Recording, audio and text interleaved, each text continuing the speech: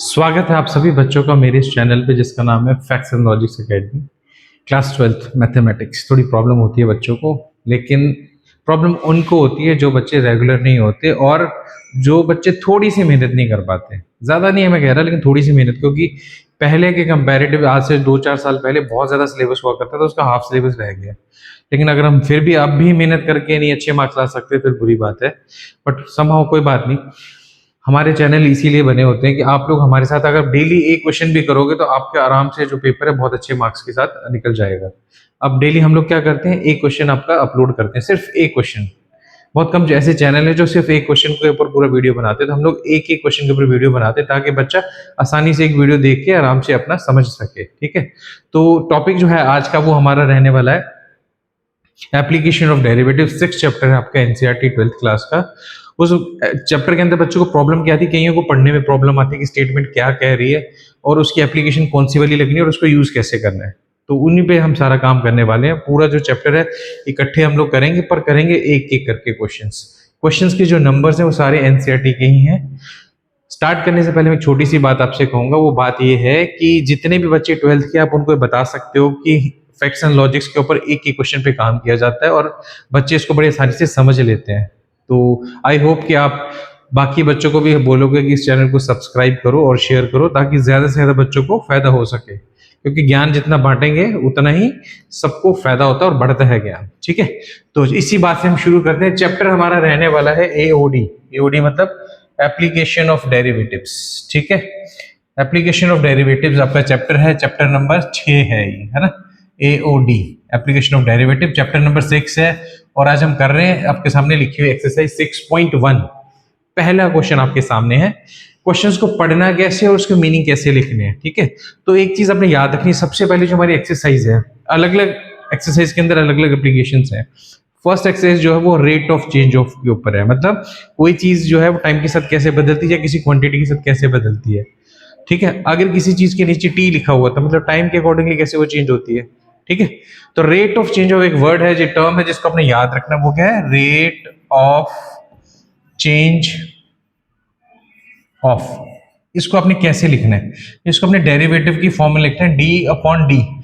जैसे मैं टी लिख रहा हूं तो हो जाएगा rate of change of with respect to time. With respect to कुछ भी हो सकता है, विद रिस्पेक्ट टू रेडियस हो सकता है, विद रिस्पेक्ट टू एज हो सकता है, कुछ भी हो सकता है, वो अपने क्वेश्चन में समझ ही नहीं है, बट मैक्सिमम क्वेश्चन टाइम पे होते हैं। तो rate of change of with this, और आगे वो फिजिकल क्वांटिटी आपको दी होगी, जो भी फंक्शन होगा वो यहाँ दिया होगा और उसी से आपको हिंट मिलेगा कि हमने क्या करना है। बहुत आसान चैप्टर है, बहुत आसान एक्सरसाइज भी है, लेकिन आपको समझना पड़ेगा। 2 बार पढ़ो, 3 बार पढ़ो, समझ के फिर उसको लिखो। आगे प्रॉब्लम नहीं है सॉल्व करने में, डेरिवेटिव बहुत आसान होते हैं, स्पेशली जो एप्लीकेशन पार्ट है। 5th चैप्टर में आपको लगता होगा डेरिवेटिव मुश्किल, लेकिन इसके अंदर बहुत आसान है। ठीक है, तो स्टार्ट करते हैं। फर्स्ट चैप्टर हमारा क्या कहता है, फर्स्ट जो एक्सरसाइज है उसका फर्स्ट क्वेश्चन हमारा क्या कह रहा है, find the rate of change of area. तो कह रहा है कि rate of change of area, ये जो मैं टर्म आपको समझा रहा था वही है। तो मान लो अगर एरिया ए है तो ये कह रहा है उसका रेट ऑफ चेंज ऑफ निकाल लो। विद रिस्पेक्ट टू क्या निकालना वो भी लिखा होगा, of a circle with respect to its radius. Radius के हिसाब से रेट ऑफ चेंज ऑफ निकालना है। तो रेट ऑफ, इसको अगर पढ़ोगे ना, ये मैथमेटिकल टर्म है, इसको इंग्लिश में ट्रांसलेट करो तो क्या बनेगा, rate of change of area with respect to radius. ठीक है, ये आपको क्या करना है, फाइंड करना है। ये आपका क्वेश्चन मार्क है इस क्वेश्चन के अंदर। तो मेरे ख्याल से बड़े आराम से समझ आ गया होगा। और कब, जब आर की वैल्यू कितनी दी है, 3 और एक बार दी है 4। तो 2 पार्ट है क्वेश्चन के, A part and B part. A part में 3 वैल्यू दी है, तो पहले हम ए पार्ट करते हैं ना। ए पार्ट के अंदर हमें क्या निकालना है, rate of change of area with respect to radius. और हमें ये पता है अगर हम एरिया की बात करते हैं तो एरिया ऑफ सर्कल क्या होता है, पाई आर स्क्वायर। ये आपका एरिया है। तो एरिया का मैं डेरिवेटिव कर लेता हूँ, यहाँ डाल देते हैं इसको, पाई आर स्क्वायर को।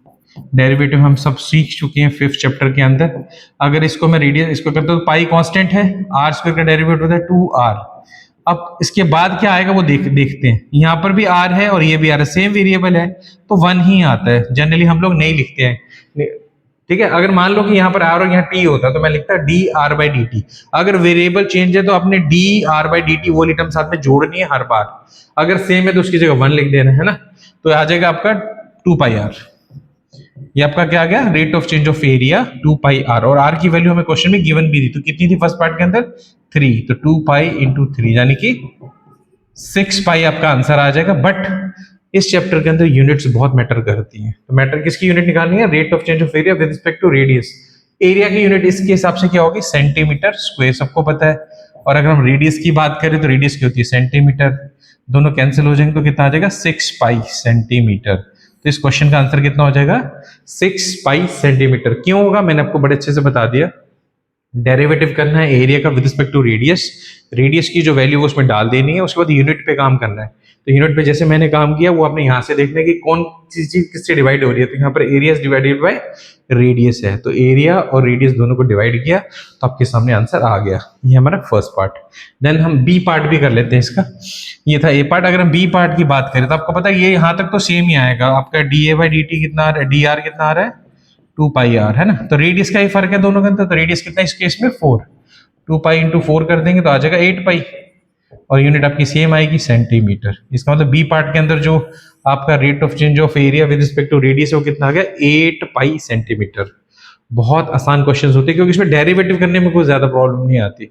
बस आपको मेन क्या करना है? स्टेटमेंट पढ़नी है, उसको ट्रांसलेट करना है मैथमेटिक्स के अंदर। तो मैथमेटिक्स बहुत ही खतरनाक, बहुत ही इलेबोरेटेड लैंग्वेज होती है, लेकिन जिसके मीनिंग बड़ी आसानी से निकाल सकते हो। यहाँ उल्टा है, आपको इंग्लिश को मैथमेटिकल लैंग्वेज में कन्वर्ट करना है। अगर हम मैथमेटिकल लैंग्वेज में change of rate of change of area को कन्वर्ट करेंगे तो क्या आएगा? D A by D R. इतना ही समझना आपने।